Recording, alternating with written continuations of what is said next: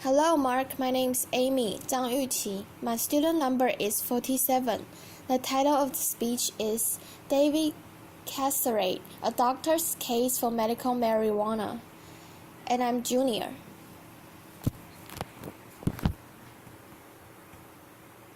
I would like to tell you about the most embarrassing thing that has ever happened to me in my years of working as a palliative care physician.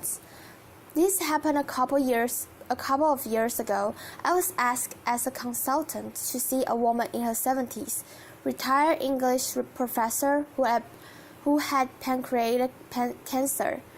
I was asked to see her because she had pain, nausea, vomiting.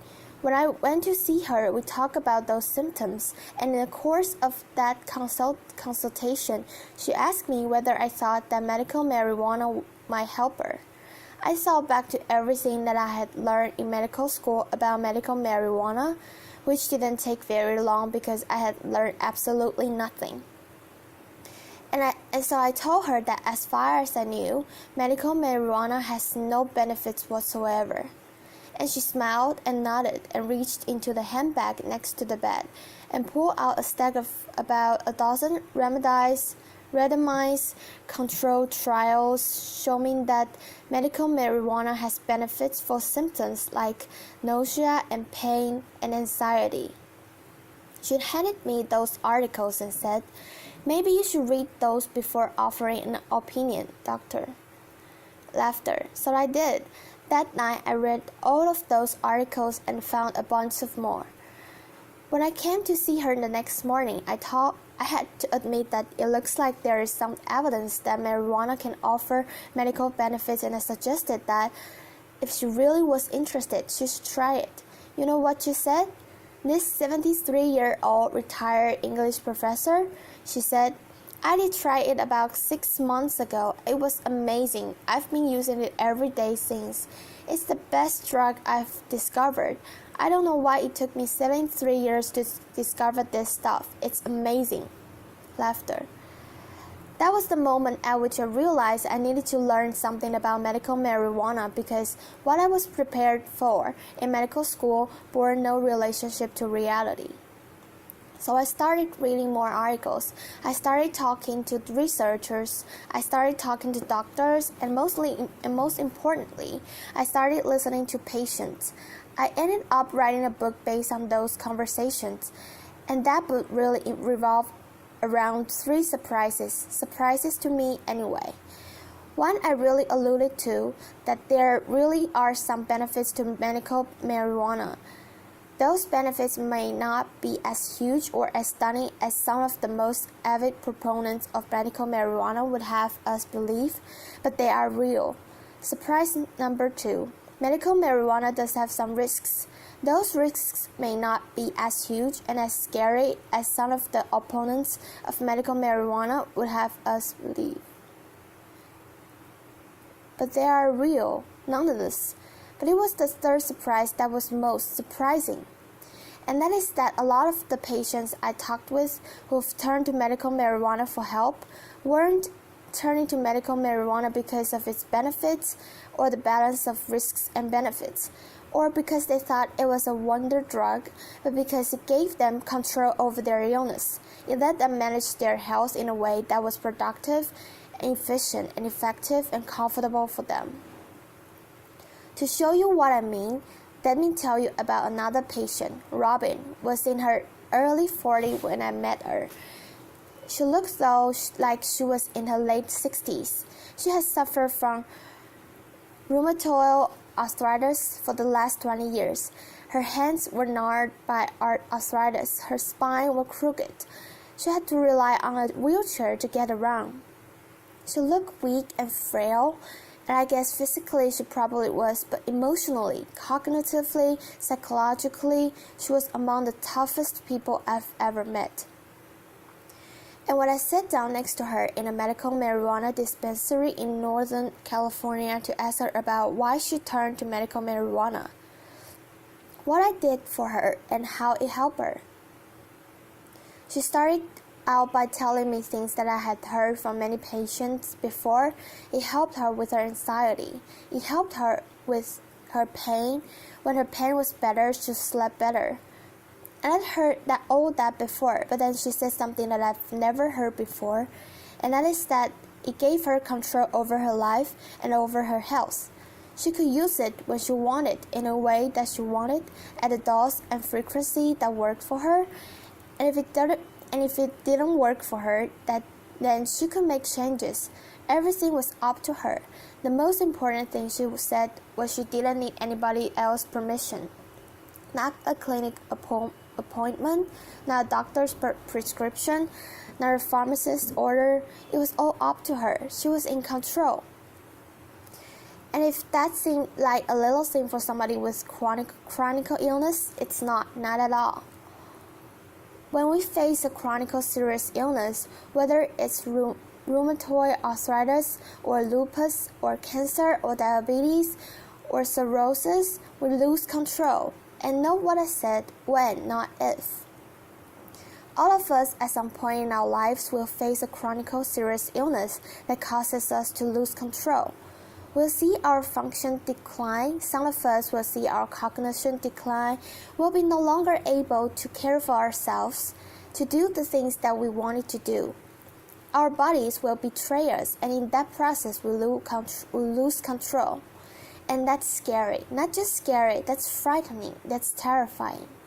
When I talk to my patients, my palliative care patients, many of whom are facing illnesses that would end their lives, they had a lot to be frightened of.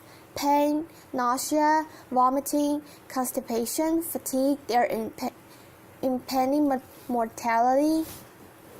But what scares them more than anything else is these possibilities that at some point tomorrow or a month from now, they are going to lose control of their health, of their lives, of their health care, and they are going to become dependent on others, and that's terrifying.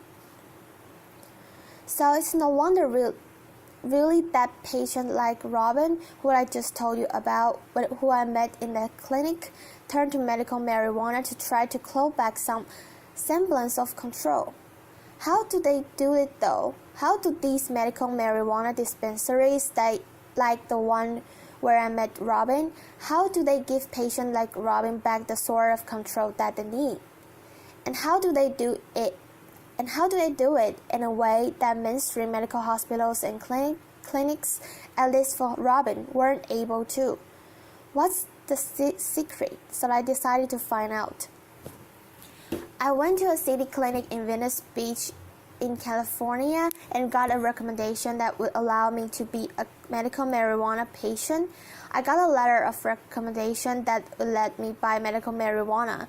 I got that recommendation illegally because I'm not a resident of California. I should know that. I should also know for the record that I've never used that letter of recommendation to make a purchase. And to all of you DEA agents out there, laughter. Love the work that you are doing. Keep it up. Laughter. Even though it didn't let me make a purchase though, that letter was priceless because it let me be a patient. It let me experience what patients like Robin experience when they go to a medical marijuana dispensary. And what I experienced every day, hundreds of thousands of people like Robin, was really amazing. I walked into the clinic, and from the moment that I entered many of these clinics and dispensaries, I felt like that dispensary, that clinic, was there for me. There were questions at the outset about who I am, what kind of work I do, what my goals are in looking for a medical marijuana prescription or product, what my goals are, what my preferences are, what my hopes are, how do I think, how do I hope this might help me, what am I afraid of? These are the sort of questions that patients like Robin get asked all the time. These are the sort of questions that make me confident that the person I'm talking with really has my best interest at heart and wants to get to know me. The second thing I learned in those clinics is the availability of education. Education from the folks behind the counter, but also education from the folks in the waiting room. People I met were more than happy. As I was sitting next to them, people like Robin to tell me about who they are, why they use medical marijuana, what helps them, how it helps them, and to give me advice and suggestions. Those waiting rooms really are a hive of interaction, advice, and support.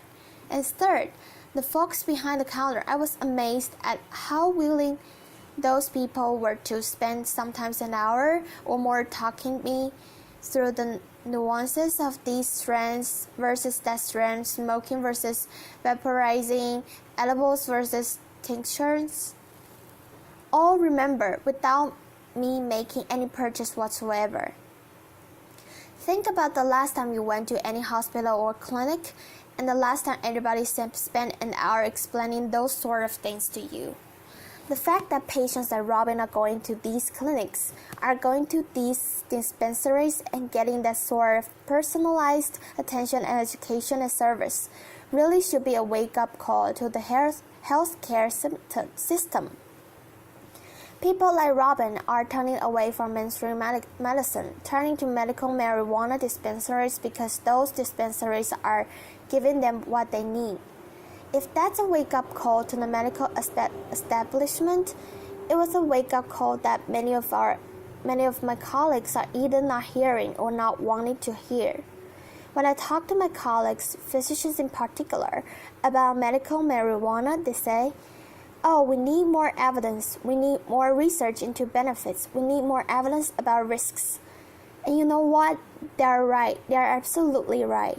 We do need much more evidence about the benefits of medical marijuana. We also need to ask the federal government to reschedule marijuana to Schedule 2 or to schedule it entirely to make that research possible.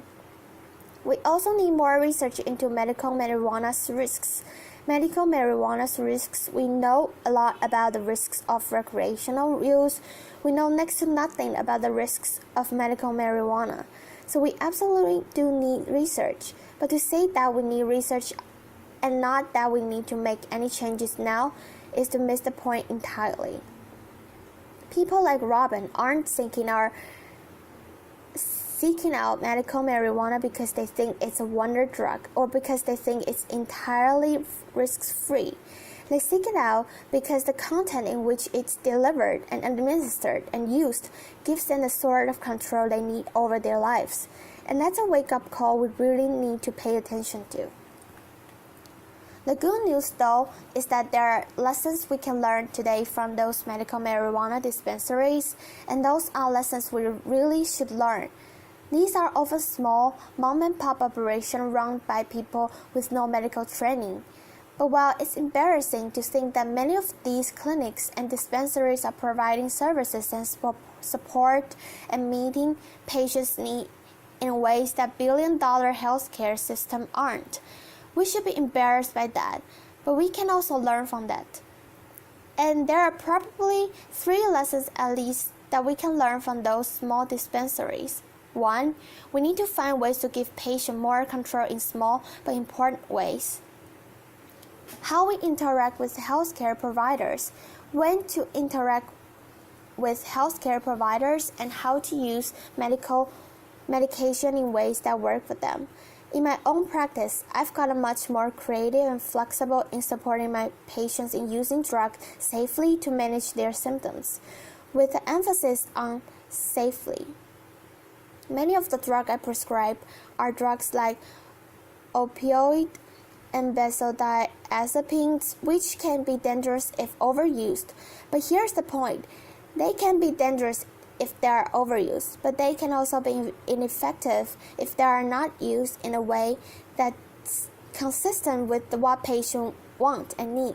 So that flexibility, if it's delivered safely, can be extraordinarily valuable for patients and their families. That's number 1. Number 2, education. Huge opportunity to learn from some of the tricks of those medical marijuana dispensaries to provide more education that doesn't require a lot of physician time necessarily, or any physician time.